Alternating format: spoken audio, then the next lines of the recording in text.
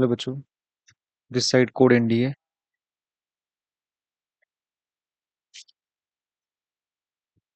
तो बच्चों, मैं आपके साथ शेयर करने वाला हूँ एक सेशन जिसमें कि हम बात करेंगे कि प्रीवियस एनालिसिस में यानी कि प्रीवियस एनडीए पेपर्स में किस तरीके का यूपीएससी का पैटर्न रहा है और आगे फर्दर आप एनडीए सेकंड 2025 में किस तरीके से मेहनत कर सकते हैं। ठीक है। तो सबसे पहले मैं बात करता हूँ आपके सामने पास्ट 3 पेपर्स की। ठीक है। ये सेशन थोड़ा सा 10-15 मिनट लंबा हो सकता है। मैं आपसे चाहूंगा कि आप लास्ट तक बने रहें क्योंकि बहुत सारी चीजें मैं आपसे इसमें डिस्कस करने वाला हूँ। कुछ ऐसे शॉर्टकम्स जो प्रीवियस आपके अटेम्प्ट्स हैं उनको देखते हुए, जिस तरीके से आपका अगर रिटर्न क्लैरिफाई नहीं हो रहा है, क्लियर नहीं हो रहा है, तो उसमें आप क्या क्या स्ट्रेटजीज को अपनी बदल सकते हैं, किस तरीके से इम्प्रूवमेंट कर सकते हैं, वो सारी चीज़ें मैं आपके साथ में डिस्कस करूंगा। तो सबसे पहले मैं बात करता हूँ लास्ट 3 पेपर्स, दैट इज आपका एनडीए 2025 फर्स्ट जो अभी हाल फिलहाल अप्रैल में हुआ है आपका, एंड देन आपके पास में एनडीए सेकंड 2024 और एनडीए वन 2024, इन पेपर्स के बारे में। जिस तरीके से आप देख सकते हैं कि अलजेब्रा के पोर्शन में हमारे बहुत सारे चैप्टर्स ये कवर होते हैं, जिसमें कि आपका logarithm, binary number, sequence series, quadratic equation, ये सब चैप्टर्स हैं। अब बात ये आती है कि किस तरीके से किस चैप्टर को हमें कब पूरा करना है, वो सीक्वेंस भी मैं आपको बताऊंगा।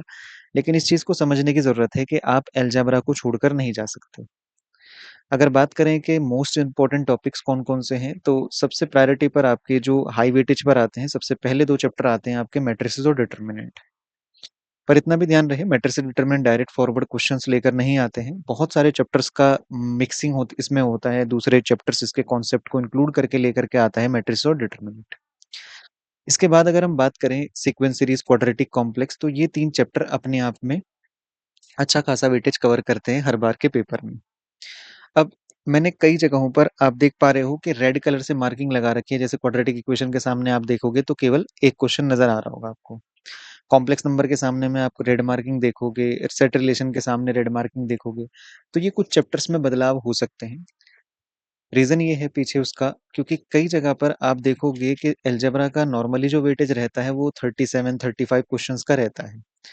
पर लास्ट ईयर जो वेटेज आप लोगों को देखने को मिला वो 30 क्वेश्चंस का वेटेज देखने को मिला। इससे हमें क्या समझ आता है? इससे हमें ये समझ आता है कि कम से कम हम लोगों को sequence series, quadratic equation, complex number, ये 3 चैप्टर हो गए। उसके बाद हमारा मैट्रिसेस और डिटरमिनेंट, ये 2 चैप्टर हो गए। ये 5 चैप्टर हम लोगों को ढंग से कवर करने चाहिए। इसके बाद बात आती है पीएनसी के बारे में। पीएनसी पढ़ना क्यों ज़रूरी है हम लोगों को? क्योंकि पीएनसी पढ़कर ही हम लोग प्रोबेबिलिटी में थोड़ा-सा अच्छा काम कर सकते हैं। इसके अलावा जैसे आप देख रहे हो कि सेट रिलेशन में आपका कोई भी क्वेश्चन नहीं आया, ना ही सेट से कोई क्वेश्चन था, ना ही रिलेशन से कोई क्वेश्चन था, बट सेट के मैक्सिमम कॉन्सेप्ट्स को उन्होंने यूज़ कर लिया था प्रोबेबिलिटी के अंदर। तो कुल मिलाकर के अगर मैं आपसे बात करूँ तो आप इन टॉपिक्स में से किसी को छोड़ नहीं सकते। हाँ, अगर टाइम कम है आपके पास में तो जिन टॉपिक्स को मैंने टिक किया, जैसे कि sequence series, quadratic complex, matrix determinant, इनको तो कवर करके जाना ही। फर्दर आगे बात करता हूँ मैं ट्रिग्नोमेट्री के बारे में, जो कि मोस्ट इंपॉर्टेंट टॉपिक है और यूपीएससी का फेवरेट भी है। आप अगर देख सकें एनालिसिस को तो 2024 में भी क्वेश्चन 9 थे, उसके बाद में 8 था, उसके बाद में 10 क्वेश्चंस था। तो टी रेशियोज तो आप छोड़ नहीं सकते बिल्कुल भी। इसके अलावा आईटीएफ जो है क्वेश्चन आपका आसान सा क्वेश्चन आता है, 2 या 3 क्वेश्चन इसका वेटेज चलता है हमारा। लेकिन आईटीएफ का बहुत सारा यूज आप देखोगे कैलकुलस के अंदर, डिफरेंशिएशन में, इंटीग्रेशन में बहुत सारे इन्वर्स के फॉर्मूले आप इस्तेमाल कर रहे होंगे। इसके बाद अगर आप ट्रिग्नोमेट्री पढ़ने जा रहे हो तो मैं आप लोगों को पहले ही बता दूं, आप प्रॉपर्टीज ऑफ ट्राइंगल और हाइट एंड डिस्टेंस को बाद में रखोगे। मैं रीजन बताता हूँ इस बात का। आपको देखकर लग रहा होगा कि सर 5 क्वेश्चन आए हैं तो इसको तो पढ़कर जाना चाहिए, हाइट एंड डिस्टेंस के 3 क्वेश्चन आए हैं तो इसको भी पढ़कर जाना चाहिए। बच्चों, आने वाले ट्रेंड में मैं तुमको बता दूं, आने वाले टाइम में प्रॉपर्टीज ऑफ ट्राइंगल का वेटेज घटेगा, क्योंकि उन्होंने बहुत बूम करा दिया, और वो भी ऊपर ले जाना इस वजह से पड़ा क्योंकि उनको 20 क्वेश्चन देने थे। अब आप कहेंगे 20 क्वेश्चन देने थे तो क्या? क्योंकि बच्चों देखो, इधर जो है आपका अलजेब्रा का पोर्शन 30 पे है। नॉर्मली जो अलजेब्रा का वेटेज रहता है वो 35 क्वेश्चन या 37 क्वेश्चन के अप्रोक्स रहता है। तो अगर अलजेब्रा का वेटेज गिरा है तो कहीं ना कहीं वो ट्रिगो में बढ़ जाता है। आप लोगों को ये ध्यान रखना है बस कि अलजेब्रा और ट्रिग्नोमेट्री, इन दोनों पोर्शन को मिला करके टोटल जो क्वेश्चन बन जाते हैं वो 50 क्वेश्चन आपके तैयार होते हैं। हर बार के पेपर का यही है, ट्रिगो और अलजेब्रा को मिलाकर 50 क्वेश्चन बनेंगे। अगर कभी 37 क्वेश्चन आपके अलजेब्रा में बन रहे हैं ना, तो कहीं ना कहीं फिर 13 क्वेश्चन वो चीज ट्रिगो को दी जाती है, ठीक है? अब जैसे कि आप देख सकते हैं, ये वाला चैप्टर जो हाइट एंड डिस्टेंस है, इतना रिलायबल चैप्टर नहीं है क्योंकि कभी क्वेश्चन आ जाता है, कभी नहीं आता। और खास बात ये है कि height and distance properties of triangle ऐसे चैप्टर हैं कि लास्ट मोमेंट पे भी आप इनको तैयार कर सकते हो। बहुत ब्रॉड चैप्टर नहीं है। प्रॉपर्टीज ऑफ ट्रायंगल आपका सीबीएसई, आईसीएसई सिलेबस में नहीं होता है, आपको इसको अलग से पढ़ना पड़ता है, जहाँ पर आप साइन, कोसाइन रूल ये सब चीज़ें डिस्कस करते हो। फर्दर आगे बढ़ते हैं अगर हम कोऑर्डिनेट ज्योमेट्री, जहाँ पर आप distance formula, section formula, straight line के कॉन्सेप्ट्स, कोनिक्स यानी कि पैराबोला, हाइपरबोला, एलिप्स इन चीज़ों के बारे में डिस्कशन करते हो। चैप्टर अच्छा है, यानी कि पूरा टॉपिक आपका ये अच्छा है, पढ़ना चाहिए हम लोगों को। रीज़न ये है कि अगर आप कोऑर्डिनेट ज्योमेट्री को थोड़ा ठीक से पढ़ लोगे तो 3D को लिंक करना आसान होगा। 3D और वेक्टर आप इज़िली पढ़ सकते हो। इस टॉपिक में भी अगर मैं आपसे डिस्कशन करूँ तो आपको स्ट्रेट लाइन को ढंग से पढ़ना चाहिए क्योंकि स्ट्रेट लाइन की डिफरेंट फॉर्म्स होती हैं, distance between 2 parallel lines, image का कॉन्सेप्ट है, इन लाइन ऑफ इंटरसेक्शन से और भी बहुत सारी चीज़ें आप बता सकते हो, तो वो सारा कॉन्सेप्ट हम स्ट्रेट लाइन में पढ़ते हैं। इसके अलावा सर्कल को पढ़ना इसलिए ज़रूरी हो जाता है क्योंकि 3D के अंदर चलकर हमारे पास एक टॉपिक आएगा जो बोला जाता है स्फीयर। स्फीयर एक टॉपिक है जहाँ पर आप अगर सर्कल को पढ़ लेते हो, एक 2D फिगर है क्योंकि हमारा सर्कल, और स्फीयर जो है हमारा 3D फिगर है, तो उसको समझना आसान है। ये सब चीज़ें मैं तुम्हें जस्ट एक ब्रीफिंग दे रहा हूँ, जस्ट आपको लेयर बाय लेयर चीज़ों की। ऐसा नहीं है कि इन डेप्थ जाकर के मैं चीज़ें सिखाने की अभी कोशिश कर रहा हूँ, क्योंकि अगर आप फर्स्ट टाइम प्रिपरेशन कर रहे हो एनडीए एग्ज़ाम्स की, तो इस चीज़ का जितनी भी चीज़ें मैं आपको बता रहा हूँ, आप लोग शायद इससे फ़ैमिलियर नहीं भी होंगे। आप लोगों ने इतनी सारी चीज़ें सुनी भी नहीं होंगी। लेकिन आप लोगों को कम से कम जब प्रिपरेशन कर रहे हो तो आपको टॉपिक वाइज़ ये चीज़ें पता होनी चाहिए। ये जो तीनों टॉपिक, चारों टॉपिक मैंने लिख रखे हैं ना बच्चों, ये चारों टॉपिक आपके 10th और 11th के सिलेबस में से हैं। 12th के सिलेबस में कोई नहीं है, कोनिक्स भी आपका 11th में पढ़ा जाता है, सर्कल भी, स्ट्रेट लाइन भी, पॉइंट भी 10th में पढ़ा जाता है, ये ट पॉइंट तो हालाँकि। तो ये सारी चीज़ें कोऑर्डिनेट ज्योमेट्री से लिंक करती हैं। इसके अलावा बात करते हैं वेक्टर 3D के बारे में। सबसे अच्छे ये 2 चैप्टर इसलिए भी हैं बच्चों कि अगर आप इन 2 चैप्टर्स को पढ़ लेते हो केवल, तो आपके पास 10 क्वेश्चन का वेटेज तैयार हो जाता है। जैसे कि आप लगातार पैटर्न देख भी रहे होंगे, कभी 11 सवाल, कभी 10 सवाल इस तरीके से आते हैं, तो वेक्टर और 3D को मिलाकर लगभग-लगभग 10 सवाल। लेकिन हाँ, वेक्टर 3D को पढ़ा तभी जा सकता है अच्छे से अगर आप स्ट्रेट लाइन का जो कॉन्सेप्ट मैं आपको समझा रहा हूँ ना, स्ट्रेट लाइन, तो अगर आप इसको ढंग से पढ़ चुके हो, स्ट्रेट लाइन को इस जगह पर, तो आपको 3D में काफ़ी सारा चीज़ें अच्छे से समझ आने लग जाएँगी। इसके बाद अगर हम बात करें कैलकुलस के बारे में, बहुत सारे बच्चों का फ़ेवरेट टॉपिक रहता है, बट मेरा एक सजेशन जो अधिकतर बच्चों के लिए होता है, जो आपको भी मैं सजेस्ट करूँगा, क्योंकि अभी हमारे पास में टाइम बाउंड बहुत कम है। 14 सितंबर को हमारा एग्ज़ाम है, फ्लो चार्ट दिखा दूँगा मैं आपको कब कौन-सी चीज़ें होने वाली हैं, नोटिफ़िकेशन कब इश्यू है, डेट ऑफ एग्ज़ामिनेशन, ये सब चीज़ें। लेकिन आप लोगों को एक बात हमेशा ध्यान रखनी है कि कैलकुलस को आपको पढ़ना तो है, लेकिन कैलकुलस को प्रायोरिटी में सबसे ऊपर नहीं रखना।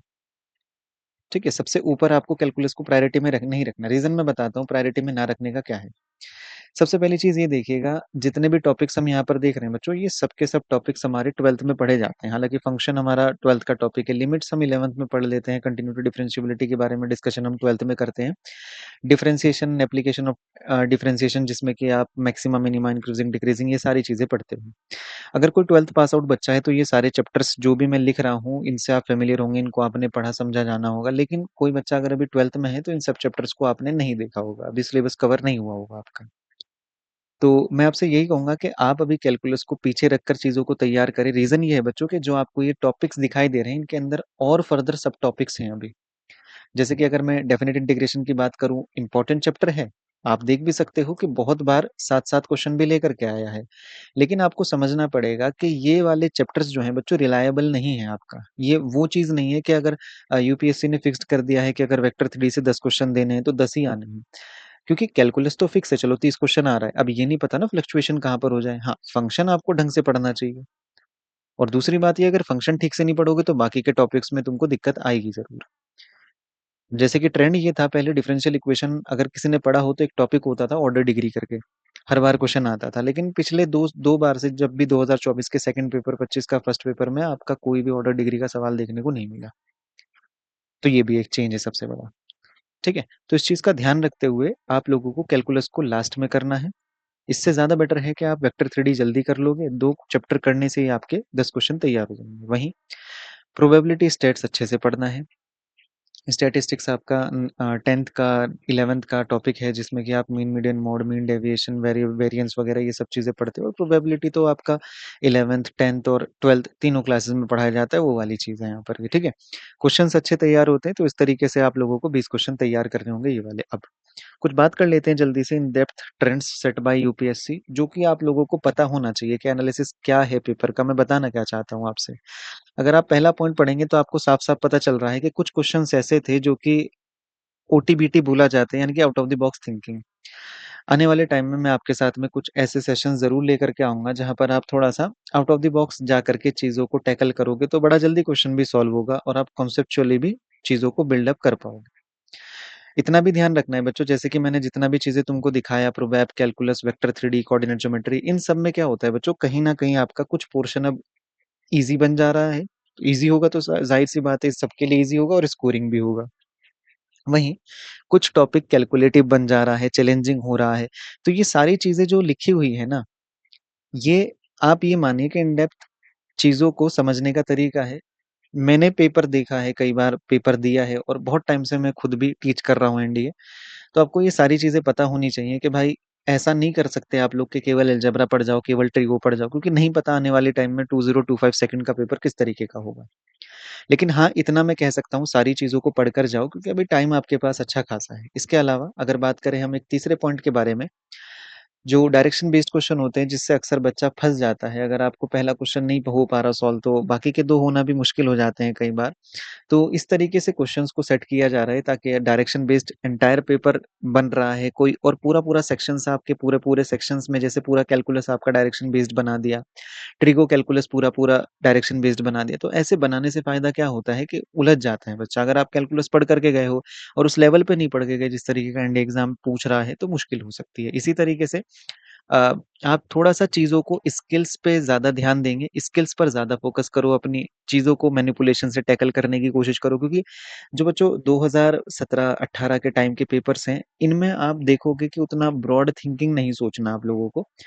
पर्टिकुलर अगर किसी चीज़ का मेथड भी आप जानते हो तो ईज़िली क्वेश्चन सॉल्वेबल है वहाँ पर। लेकिन 2024 के फर्स्ट, सेकंड और 25 के फर्स्ट और आने वाले टाइम के बारे में मैं बात करूँ, आप लोग जितना चीज़ों को स्किल्स डेवलप करके चीज़ों को सॉल्व करोगे और जितना मैनिपुलेशन से क्वेश्चन सॉल्व करोगे, आप देखोगे कि क्वेश्चन का टाइम घट जाएगा सॉल्व होने का, है ना? तो चीज़ें कई सारी डुएबल साइड भी हैं, ये बहुत सारी चीज़ें और भी हो सकती हैं। आप इसमें अगर देखो कि क्या-क्या और फर्दर हम कर सकते हैं इसमें काम, जैसे कि आप अपना ग्राफिकल अप्रोच बढ़ा सकते हो अगर आप कैलकुलस को ईज़िली सॉल्व करना चाहते हो तो, ठीक है? बाकी हाँ, प्रोबेबिलिटी स्टैट्स हर बार की तरह अच्छा आता है, आप पढ़ कर के जाएँगे तो आप लोगों को खुद से मालूम चलेगा कि 20 क्वेश्चन आपको बहुत फ़ायदा देंगे उन पर। इसके अलावा कुछ ऐसी चीज़ें जो आपको करनी है और जो चीज़ें नहीं करनी है, सबसे पहला पॉइंट है कि the best way to overcome the fear of mathematics is to do mathematics. मतलब क्या हुआ इस बात का, अगर आपको डर लगता है, अगर आपको मैथ्स आपका वीक है और लगता है कि यार मैथ्स उतना अच्छा नहीं है जितना दूसरा सब्जेक्ट जीएटी वगैरह है, तो आप लोगों को सबसे बढ़िया चीज़ यही है कि आप मैथमेटिक्स को टाइम दीजिए। शुरुआत में तो टाइम देना पड़ेगा आप लोगों को। क्वेश्चंस कीजिए और चीज़ों को टैकल करिए आप ईज़ी वे में। जैसे कि अगर मान लो अगर अगर मैं आपसे कहूँ कि आपका मैथ्स बिल्कुल ही वीक है, तो आप एनसीईआरटी से स्टार्ट कर सकते हैं। लेकिन चीज़ों को इतना पीछे से मत स्टार्ट कीजिएगा कि आपको सिलेबस कंप्लीट करने में बहुत दिक्कत लगे। मैं आपसे कहूँगा अगर आप थ्योरी कहीं पर भी पढ़ चुके हो, हल्का-फुल्का भी आप थ्योरी जानते हो, तो आप स्टार्टिंग कर सकते हो आरएस अग्रवाल से। बुक आती है आरएस अग्रवाल एक एनडीए करके। उसके अलावा जब आपको लगने लगे कि भाई इसके क्वेश्चन सॉल्व होने लगे हैं, पूरा-पूरा एक्सरसाइज़ नहीं लगाना, जहाँ थोड़ा-सा कॉन्फिडेंस थोड़ा-सा बूस्ट हो रहा है, तो आप जा कर के फिर सीधा पीवाईक्यूज़ लगा सकते हैं। ठीक है?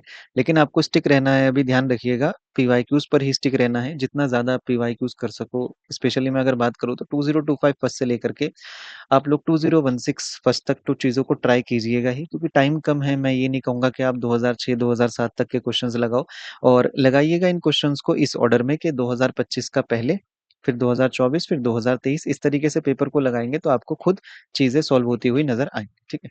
इसके अलावा बात याद रखिएगा, अपने वीक पोर्शंस पर काम करो। अगर आपको लग रहा है कि भाई कोई टॉपिक बहुत ज़्यादा वीक है, तो प्लीज़ उसको स्ट्रॉन्ग करो, क्योंकि ध्यान रखिएगा जो टॉपिक आपका वीक रहेगा वो हमेशा यूपीएससी का फेवरेट होगा। जैसे कि अगर मैं बात करूँ, आपका परम्यूटेशन वीक है, तो यूपीएससी का फेवरेट है वो। पीछे आप देख सकते हो मैंने जो ट्रेंड्स दिखाए जिसमें कि परम्यूटेशन कॉम्बिनेशन लगातार बढ़ रहा है। कई बच्चों का स्टैट्स वीक होता है, प्रोबेबिलिटी वीक होता है। वीक इसीलिए है बच्चों, क्योंकि कहीं न कहीं वो टॉपिक टफ है, या उससे कुछ ऐसी चीज़ें बनाई जा रही हैं जो कॉन्सेप्चुअली हर एक बच्चा नहीं पढ़ कर के जा रहा है, ठीक है? और तीसरी चीज़ ये है कि इस ट्रैप में ना फँसिए। जैसे कि कई लोग कहते हैं कि भाई केवल इन टॉपिक्स को पढ़ लो, इन्हीं टॉपिक को पढ़ कर के फ़ायदा हो जाएगा। वो 4-5 साल पहले इस तरीके का ट्रेंड था, लेकिन अब ऐसा फ़ॉलो नहीं हो रहा है।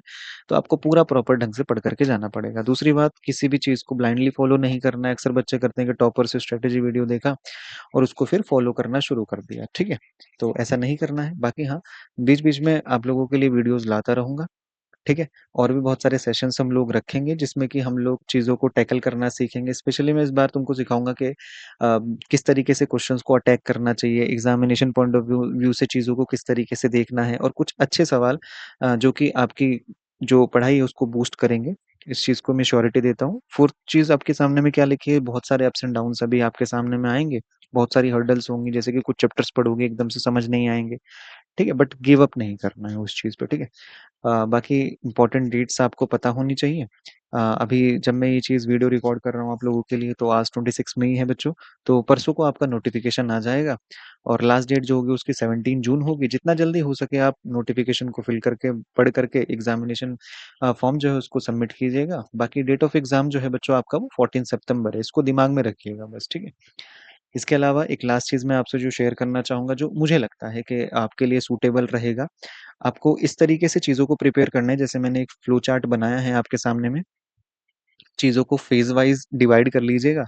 जितने भी आपके पास में मंथ बचे हैं, उसके हिसाब से उसके 5 पार्टीशन करके, जैसे कि फ़ेज़ 1, और ऐसा भी नहीं कह रहा हूँ कि चीज़ों को इक्वली वेटेज देना है आप लोगों को। अब जैसे कि ट्रिग्नोमेट्री है आप लोगों का, तो वेटेज के हिसाब से देखा जाए तो काफ़ी सारे क्वेश्चन आते हैं, तो टाइम भी उतना ही देना पड़ेगा आप लोगों को, ठीक है? तो ट्रिग्नोमेट्री में अगर देखा जाए तो सबसे पहले मैंने लॉग को रख दिया। हालाँकि लॉगरिथम आपका अलजेब्रा का टॉपिक है, बट बच्चों लॉगरिथम आप पहले कवर कीजिएगा। लॉगरिथम जब आप कवर कर लोगे तो आपको रियलाइज़ होगा कि बहुत सारी जगहों पर आप लोगों का लॉग इस्तेमाल हो रहा है। उसके बाद में T ratios, identities, inverse trigonometric function, हाँ, इसके बारे में आपको मैं इतना कहूँगा कि ये चीज़ आपके लिए जस्ट ऑप्शनल की तरह काम करिएगा इसके ऊपर बच्चों। हाइट एंड डिस्टेंस कवर करना चाहते हो, वेल एंड गुड, नहीं करना चाहते हो तो कोई बात नहीं बच्चों, बाद में भी उसको आप क्वेश्चंस के थ्रू प्रैक्टिस कर सकते हो। क्वेश्चंस एग्ज़ाम में जाकर के भी बन जाते हैं, ऐसा कोई बड़ा इश्यू नहीं है। प्रॉपर्टीज़ ऑफ ट्रायंगल भी सेम चैप्टर है, बट हाँ, इन 3 चैप्टर्स के साथ रिस्क मत लीजिएगा, इन 3 चैप्टर को इसी ऑर्डर में फॉलो कीजिएगा। इसके अलावा अलजेब्रा के जो मैंने फ़ॉलो कर रखा है ये वाला पैटर्न, ये सबसे बेस्ट पैटर्न होता है, क्योंकि बच्चों जब आप आगे की तरफ बढ़ोगे, अगर आप मान लो डायरेक्टली मैट्रिसेस को उठा लेते हो, तो कहीं न कहीं मैट्रिसेस में बच्चों आपका ट्रिगो का इस्तेमाल होगा, जो पीछे हम पढ़ रहे हैं। हो सकता है कि कॉम्प्लेक्स नंबर, डिटरमिनेंट्स में complex number, quadratic equation, sequence, इन सब चीज़ों का इस्तेमाल हो, ठीक है? तो इसी ऑर्डर में फ़ॉलो कीजिएगा चीज़ों को। देन सेट रिलेशन, क्योंकि सेट रिलेशन पढ़ना इसलिए ज़रूरी है बच्चों, आगे चल के पीएनसी आएगा, है ना? फिर बायनोमियल थ्योरम, परम्यूटेशन, कॉम्बिनेशन, इसी ऑर्डर में फ़ॉलो कीजिएगा। इसके बाद में देन प्रोबेबिलिटी स्टैट्स पर जाना इसलिए ज़रूरी है बच्चों, क्योंकि वेटेज हाई है उसका। स्टैट्स कवर इसलिए कर सकते हैं क्योंकि बायनोमियल थ्योरम आप पढ़ चुके हो। अब आप कहोगे बायनोमियल थ्योरम पढ़ने से क्या फ़ायदा? बच्चों जब आप देखोगे क्वेश्चन्स पीवाईक्यूज़ में हाल-फिलहाल के, तो उसमें मीन मीडियन मोड में भी बायनोमियल थ्योरम का इस्तेमाल कर रहा है वो। इसके अलावा देन फेज़ 4 में आप जा सकते हो 2D ज्योमेट्री के साथ, जिसमें कि स्ट्रेट लाइन, सर्कल, कोनिक, हाँ, लीस्ट प्रायोरिटी पर आप रख सकते हो सर्कल और कोनिक को, लेकिन ये 2 चैप्टर्स आप लोग ध्यान से पूरे करिएगा। और फिर उसके बाद में फेज़ 5 में आप 3D ज्योमेट्री यानी कि वेक्टर्स और 3D के साथ जा सकते हैं, और एट लास्ट आप कैलकुलस यानी कि ये बाकी के सारे टॉपिक्स के साथ जा सकते हो। लास्ट में ही कैलकुलस को रखिएगा, ठीक है? बाकी हाँ, इतना है कि आप लोग पढ़ाई करते रहिएगा, ठीक है? और जस्ट ये अभी नया चैनल है, ग्रोइंग फेज़ में है, ठीक है? तो बस आपका इतना ही सपोर्ट चाहिए कि आप लोग प्लीज़ सब्सक्राइब करिएगा, ठीक है? और प्लीज़ शेयर भी कीजिएगा इस चीज़ को, ठीक है? अपने दोस्तों के साथ, अपने फ्रेंड सर्कल में, ठीक है? तो आगे मिलते हैं कुछ अच्छी वीडियोज़ के साथ, ताकि तुमको लगे कि हाँ, वर्थ इट है हमारा सब्सक्राइब या शेयर करना, ठीक है? चलिए, मिलते हैं फिर आप लोगों से नेक्स्ट वीडियो में। जय हिंद।